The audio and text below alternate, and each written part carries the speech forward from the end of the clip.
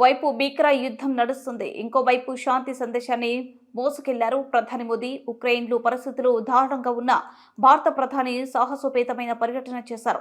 ఈ సందర్భంగా ఉక్రెయిన్ అధ్యక్షుడు జెలెన్స్కీతో చారిత్రక భేటీ జరిగింది. 2 రోజుల పోలాండ్లో పర్యటించి ప్రధాని మోదీ అక్కడి నుంచి ఉక్రెయిన్ చేరుకున్నారు. ఉక్రెయిన్ రష్యా మధ్య నెలకొన్న వివాదాన్ని చర్చల ద్వారానే పరిష్కరించుకోవాలని భారత్ మరోసారి స్పష్టం చేసింది. ఇరు దేశాలు సంప్రదింపులు జరపాల్సిన అవసరం ఉందని, ఇందుకోసం అన్ని విధాల సహాయం చేసేందుకు భారత్ సిద్ధంగా ఉందని స్పష్టం చేసింది. సాధ్యమైనంత త్వరగా శాంతి నెలకొల్పేందుకు అన్ని విధాలుగా సహకరించేందుకు భారత్ సిద్ధంగా ఉందని అధ్యక్షుడు జెలెన్స్కీ మోదీ స్పష్టం చేశారు.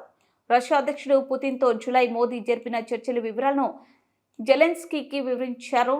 జెలెన్స్కీతో భేటీలో ఇరు దేశాల మధ్య 4 ఒప్పందాలు కుదిరినట్లు భారత ప్రభుత్వం ప్రకటించింది.